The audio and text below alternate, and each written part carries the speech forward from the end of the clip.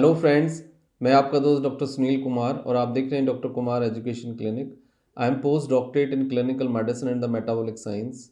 As a life style physician last 2 decade से south Delhi Chhatarpur में practice कर रहा हूँ and I am caring the 15 year of the experience as a clinical physician teaching medical science, paramedical and medico students.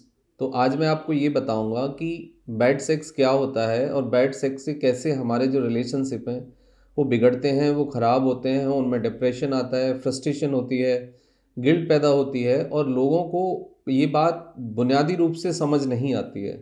कई बार ये देखा जाता है कि एक इंसान दूसरे इंसान को हर्ट नहीं करना चाहता, लेकिन जो प्रोसेस है, जो उसकी आदत है, जो उसकी समझ है और जो उसका एडिक्शन है, वो दूसरे इंसान को काफ़ी हद तक हर्ट करता है, काफ़ी हद तक परेशान करता है, फ्रस्ट्रेट करता है। और ये फ्रस्ट्रेशन रिलेशनशिप में कई बार इतना बड़ा वैक्यूम पैदा कर देती है कि लोग आइदर अलग हो जाते हैं या फिर वायलेंस में वो इन्वॉल्व होते हैं। तो इस चीज़ को समझिए। देखो, मैं एक सीधी सी बात आपको बता सकता हूँ कि बैड सेक्स कभी भी ना एक गुड रिलेशनशिप को पैदा नहीं करेगा और बैड सेक्स के कारण आप लेट एंड अर्ली फ्रस्ट्रेट होंगे, आप सेपरेशन पे जाएंगे, ब्रेकअप होगा या फिर वायलेंस कहीं ना कहीं सरफेस कर लेगी आपके रिलेशन के बीच में। तो बैड सेक्स से कभी भी आप गुड रिलेशनशिप या गुड लाइफ को सस्टेन नहीं कर सकते। बैड सेक्स में होता क्या है कि वायलेंस आ जाएगा, फ्रस्ट्रेशन आ जाएगी, डाउट आ जाते हैं, डिप्रेशन आ जाता है, एंजाइटी आ जाती है, फ्रस्ट्रेशन आ जाता है और हम एक दूसरे पे कई बार देखा है कि हम कहीं ना कहीं शक भी करते हैं, संदेश भी करते हैं। तो डाउट के कारण, शक के कारण भी कई बार ऐसा होता है। तो ये चीज़ें हमें समझनी होंगी।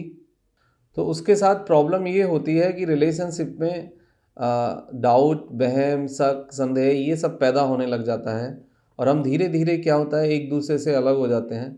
तो ये प्रक्रिया का जो सबसे मूल आधार है ये है कि कम्युनिकेशन जब नहीं होगा दो लोगों के बीच में तब ये प्रॉब्लम्स आएंगी। यदि आपके रिलेशनशिप में आप सेक्स को without A communication, without A interactions, without A four play, without A consuming the time यदि ये कर रहे हैं, परफॉर्म कर रहे हैं, तो ये फिर बैड सेक्स की कैटेगरी में चला जाएगा और bad sex late and early relationship को ख़राब करता है। बैड सेक्स का मतलब है कि यदि सेक्स मैकेनिकल है, यदि सेक्स विदाउट ए कम्युनिकेशन है, यदि सेक्स विदाउट ए रेस्पेक्ट और लव के परफॉर्म किया जा रहा है, तो ये फिर बैड क्वालिटी ऑफ सेक्स और बैड सेक्स, बैड कम्युनिकेशन ही कहा जाएगा, जिससे ना तो दिमागी रूप से आपको फ़ायदा होगा, ना शारीरिक रूप से फ़ायदा होगा, ना केवल आपको बल्कि आपके पार्टनर को भी इससे कुछ नहीं मिलेगा। केवल फ्रस्ट्रेशन मिलेगी, एंजाइटी डेवलप होगी और कहीं ना कहीं जब कम्युनिकेशन कम होगा और ये सेक्स मैकेनिकल हो जाएगा तो कुछ दिन के बाद देखेंगे, कुछ टाइम के बाद आप देखेंगे कि एक दूसरे पे जो ट्रस्ट है वो धीरे धीरे चला गया है और ट्रस्ट ख़त्म हो जाता है। आई थिंक सबसे बड़ी चीज़ है कि जो लोगों को समझनी चाहिए कि सेक्स खाली पेनिट्रेटेड वेजाइनल सेक्स सेक्स नहीं है और डिस्चार्ज होना भी सेक्स नहीं है खाली। और आपको ये समझना पड़ेगा कि सेक्स में ना एक इन्वॉल्वमेंट है, ब्रेन का इन्वॉल्वमेंट है, आपके हार्मोन्स का इन्वॉल्वमेंट है, आपकी जो हार्मोनल ग्लैंड है उसका इन्वॉल्वमेंट है। सेक्स एक मैकेनिकल व्यायाम नहीं है, सेक्स एक कॉग्निटिव यानी दिमागी, शारीरिक और हार्मोनल व्यायाम है। यदि हम इसको तीनों लेवल पे कनेक्ट कर पाएंगे तो इससे हमारी बॉडी के अंदर काफ़ी जो स्ट्रेस है वो रिलीज़ होगा और काफ़ी हद तक एक अच्छी एक्सरसाइज होगी, कैलोरी बर्न होगी और कहीं ना कहीं एक कोऑर्डिनेशन और कनेक्शन जो होता है हार्मोन्स के बीच में, ब्रेन के बीच में और ग्लैंड के बीच में, वो बेटर कनेक्शन होगा, बेटर बेटर एस्टेब्लिशमेंट होगा। इसको इस तरीके से समझिए कि आप यदि आपको यूरिन पास करना है सपोज़ और आप पूरी तरह से यूरिन पास ना करें तो आप देखेंगे कि यूरिन पास करने के बाद भी आपको अजीब सा महसूस होता है और कुछ देर के बाद फिर आप फिर से यूरिन पास करते हैं। तो सिक्रीशन यदि प्रॉपरली नहीं हुआ है, ऑर्गाज्म नहीं हुआ है, दोनों लोगों ने वो लेवल अचीव नहीं किया है, तो उससे क्या होगा, फ्रस्ट्रेशन होगी। देखो, सेक्स कोई पेनिट्रेटेड सेक्स ओनली सेक्स नहीं है या वेजाइनल सेक्स केवल सेक्स नहीं है, वो इस सेक्स का एक मात्र हिस्सा है। सबसे पहली चीज़ होती है कि वो थॉट आपके अंदर आना चाहिए। अब वो थॉट आएगा नहीं यदि आपके आपके अंदर वो थॉट नहीं आया, टचिंग, हगिंग, किसिंग और इमेजिनेटरी रूप से आपने सेक्स को पहले स्टार्ट नहीं किया और आप मैकेनिकल रूप से सेक्स के लिए चले गए फिजिकल लेवल पे, तो उससे ऐसा हो सकता है कि आप डिस्चार्ज हो जाएं, लेकिन एक तो फ्रिक्शन होगा और टाइम आपका कम रहेगा, दूसरा आपके पार्टनर को उससे कुछ नहीं मिलेगा सिवाय फ्रस्ट्रेशन के। इमेजिनेट करिए कि सडनली आप एक चीज़ को मतलब एक्ट करते हैं और आपका पार्टनर उसके लिए तैयार ही नहीं होता है, तो ये सेक्स कैसा होगा। दूसरा, इसको बदलने की कोशिश करिए कि यदि आपका पार्टनर बिल्कुल सडन फ्रिक्शन में जाके आपके साथ सेक्स करे, तो क्या आप मेंटली, क्या आप फिजिकली, क्या इमोशनली आप कनेक्ट करेंगे, और यदि आप कनेक्ट नहीं करेंगे तो उससे फिर क्या कोई फ़ायदा होगा? Answer is completely no. तो सबसे पहले, यदि आप एक बैड सेक्स में इन्वॉल्व हैं और यदि आप प्रॉपरली सेक्स नहीं कर पा रहे हैं, आपको प्रॉपरली टाइम नहीं है, तो बेटर डोंट डू दिस। पर फ्रिक्शन में, मैकेनिकल वे से और हरी एंड करी में इसको परफॉर्म करना, ये आपके लिए भी नुकसानदायक है और आपके पार्टनर के लिए भी नुकसानदायक है। इससे सबसे ज़्यादा जो नेगेटिव इम्पैक्ट आएगा वो आपकी मेंटल हेल्थ पे आएगा। मेंटल हेल्थ पे आएगा आने से मतलब है कि आप ग्रेजुअली आपके अंदर वायलेंस आ जाएगी, चिड़चिड़ापन आ जाएगा, फ्रस्ट्रेशन आ जाएगी, डाउट पैदा होगा, डिप्रेशन पैदा होगा, एंजाइटी पैदा होगी और सडेशन पैदा होगा। कहीं ना कहीं कोई ना कोई चीज़ का आप नशा करने लग जाएंगे और कुछ दिन के बाद देखेंगे आप कि डिप्रेशन आपका ओसीडी में बदल गया। ओसीडी का मतलब है कि आप अपने पार्टनर पे शक करने लग गए, बहम करने लग गए, क्योंकि वो इंसान अब वैसा नहीं है आपके साथ सेक्सुअल परफॉर्मेंस में जैसा पहले था। तो ज़रूरत इस बात की है कि किसी भी चीज़ को करने के लिए जब तक उसमें आपका दिल दिमाग नहीं होगा, आप उसको अच्छे से नहीं कर सकते। आपने सुना होगा कि बहुत सारे लोग कहते हैं कि जो भी करो ध्यान से करो, जो भी करो अच्छे से करो, जो भी करना है आप दिल दिमाग लगा के करो। दुनिया की कोई भी चीज़ हो, जब तक आप उसमें इनपुट नहीं डालेंगे, इनपुट से मतलब है जब तक आप उसमें इमोशनली नहीं होंगे, जब तक आप उसमें पूरी तरह से फिजिकली नहीं होंगे, जब तक आप उसमें मेंटली नहीं इन्वॉल्व होंगे, वो चीज़ कभी भी अच्छी नहीं हो सकती। तो सेक्स की भी स्टेजेस हैं, हर स्टेज को जीने की कोशिश करिए। फोर्थ स्टेजेस हैं, हम जनरली क्या करते हैं कि थर्ड या फोर्थ स्टेज पे डायरेक्टली जंप करते हैं, उससे हमें बहुत बड़े नुकसान होते हैं।